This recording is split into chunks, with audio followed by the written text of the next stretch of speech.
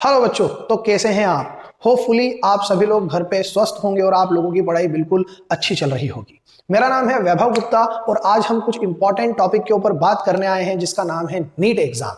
तो जो भी बच्चे फ्यूचर में डॉक्टर बनना चाहते हैं, अभी 10th में हैं या फिर आगे जाकर, तो जो भी बच्चे अभी 10th में हैं या 12th में हैं, जो बच्चे 2024 में 2025 में अपना नीट का एग्जाम देंगे या 2026 में नीट का एग्जाम देने जाएंगे, और जो बच्चे अभी 10th में हैं और फ्यूचर में डॉक्टर बनना चाहते हैं पर कंफ्यूज्ड हैं कौन सी एग्जाम हमें देना है, क्या क्या उसका एलिजिबिलिटी क्राइटेरिया है, तो आज हम इन सारे टॉपिक्स के ऊपर आपके साथ बात करेंगे। तो वीडियो को एंड तक जरूर देखें।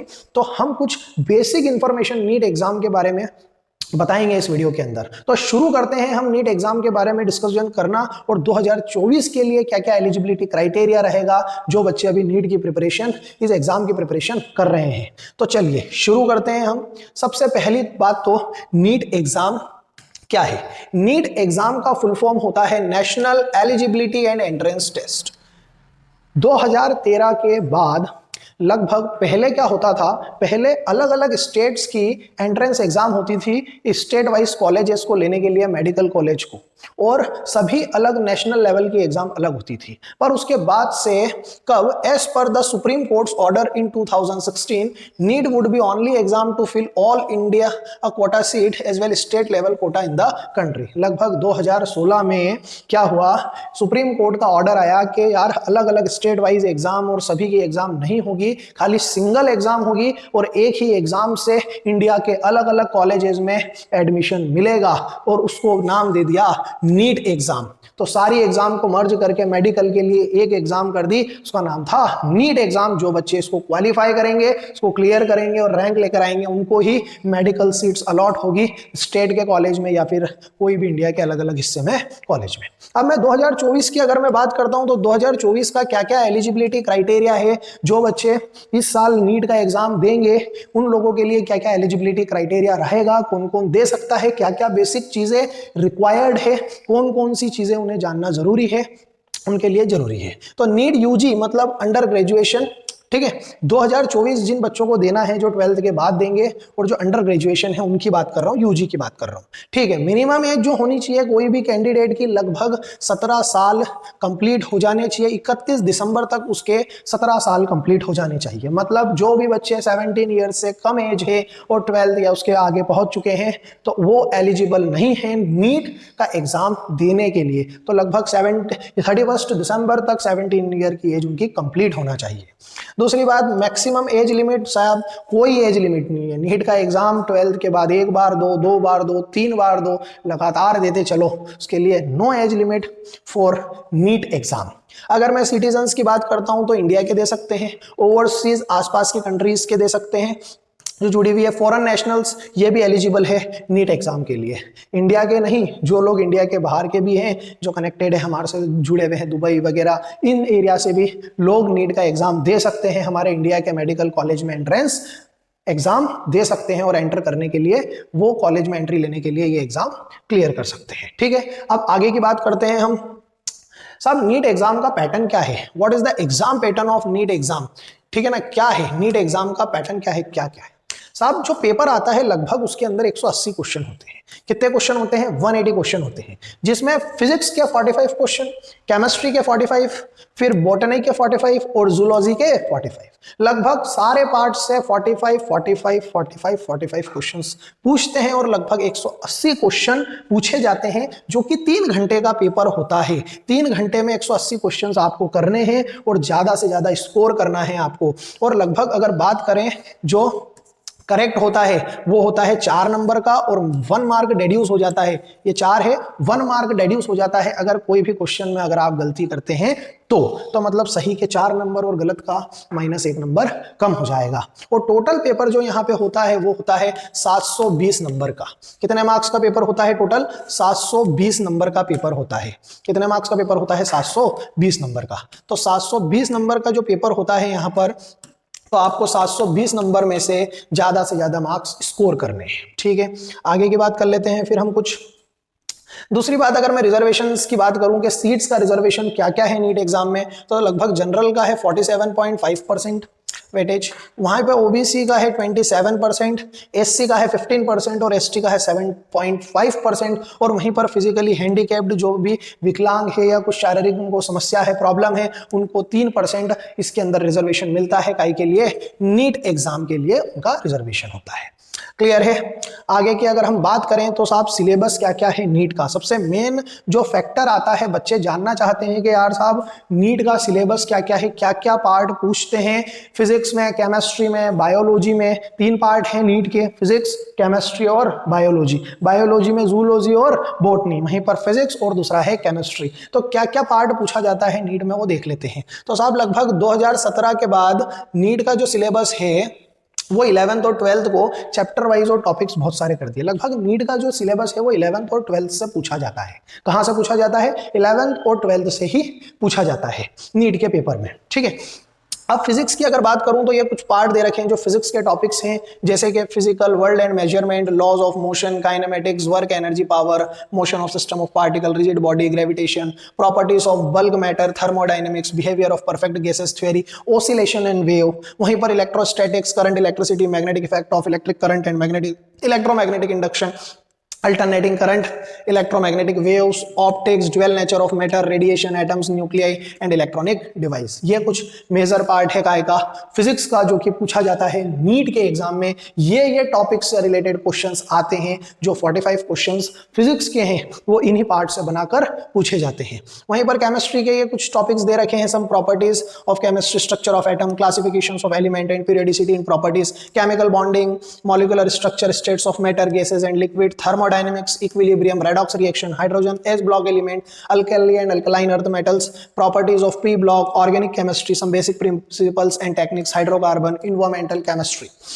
12th की बात करें तो solid state solution, electrochemistry, chemical kinetic, surface chemistry, general principles and process of isolation of element, P block, D block, F block, coordination compound, haloalkanes, haloarenes, alcohols, phenol, ether, aldehyde, ketone, carboxylic acid, organic compound containing nitrogen, biomolecule, polymer, chemistry in our daily life. मतलब vast syllabus है chemistry में, chemistry का भी NEET exam में।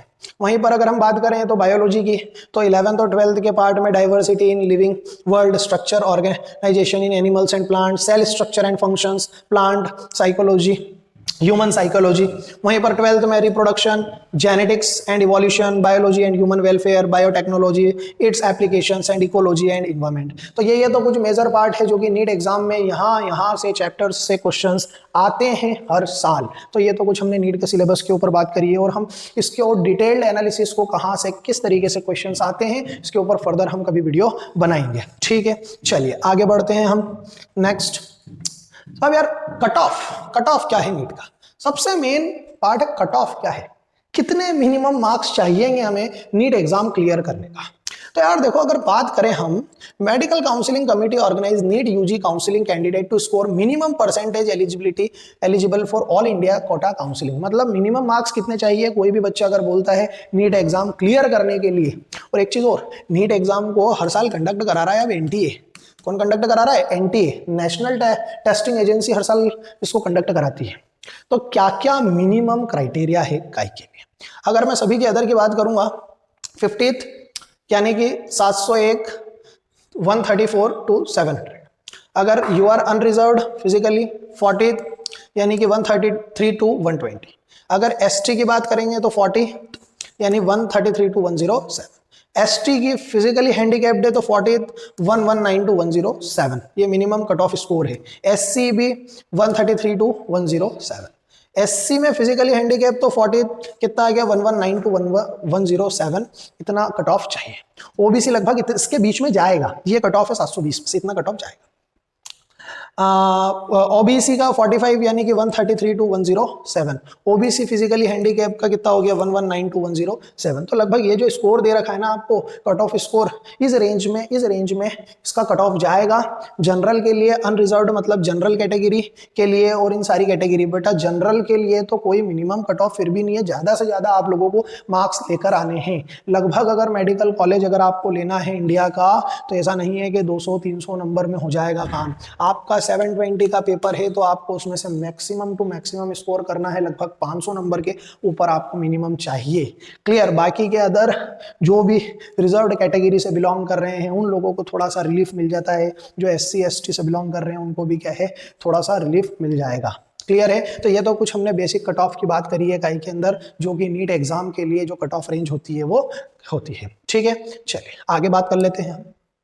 साहब 2023 की अगर data की बात करें, कौन कौन से कॉलेजेस नीट एग्जाम से मिलते हैं और किन किन ने पार्टिसिपेशन लिया है। NEET to 2023 participating medical colleges in India, कौन कौन से हाईलाइट्स है उन पे डिस्कशन कर लेते हैं। Total number of colleges in India corresponding to 2023 NEET score, लगभग 2023 में कितने कॉलेजेस ने पार्ट लिया है, लगभग 1257 मेडिकल कॉलेज। 1257 मेडिकल कॉलेज ने अपना एडमिशन नीट एग्जाम के थ्रू दिया है, जिसमें से कौन कौन से कॉलेज है, प्राइवेट भी है और गवर्नमेंट भी है।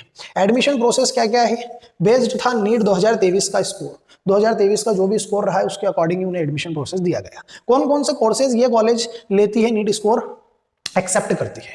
तो पहला तो है bachelor of Ayurveda medicine and surgery BAMS, फिर bachelors of homeopathic medicine and surgery BHMS, एक होता है BAMS bachelors of Ayurveda medicine and surgery, वहीं पर bachelors of homeopathic medicine and surgery BHMS। फिर उसके बाद आता है bachelors of medicine and bachelors of surgery MBBS, जिसके लिए ज्यादातर लोग हर साल प्रयास करते हैं, bachelors of medicine and bachelors of surgery.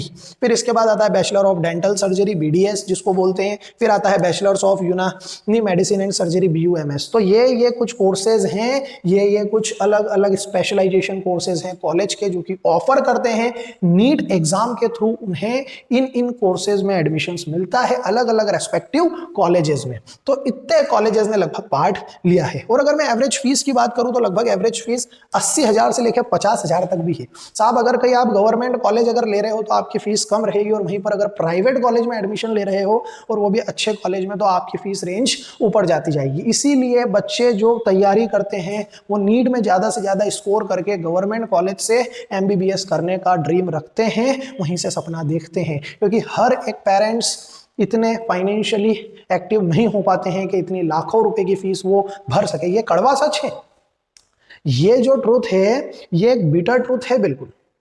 क्यों? क्योंकि बच्चों के पेरेंट्स इतना अफोर्ड नहीं कर पाएंगे कि 50 लाख रुपए की वो फीस अफोर्ड कर पाएंगे। तो इसीलिए आप नीट के अंदर ज्यादा से ज्यादा स्कोर करके गवर्नमेंट कॉलेजेस में एडमिशन लेकर अपने उस फीस के भार को कम कर सकते हैं। तो इसलिए ज्यादा से ज्यादा स्कोर करना नीट के एग्जाम में हेल्पफुल है। तो साहब ये तो कुछ हमने बेसिक सी जानकारी, बेसिक बातें नीट एग्जाम के ऊपर आप लोगों के साथ में करी है।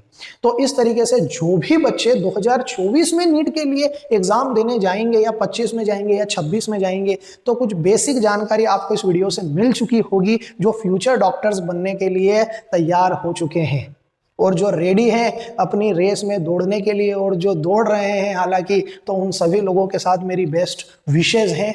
हम आगे फर्दर और इनके सिलेबस के पार्ट में कौन कौन से स्टेट वाइज कॉलेजेस होते हैं, उनके बारे में, अलग अलग स्टेट्स में कितने कॉलेज है, कहाँ कहाँ पे आपको कोटा लग सकता है, कैसे सीट्स मिल सकती है, सभी के ऊपर डिटेल्ड वीडियो हम अलग से बनाएंगे। तो आपको इस वीडियो से मदद मिली होगी। आप पढ़ाई अपनी जारी रखें। Best of luck for your preparation. Thank you.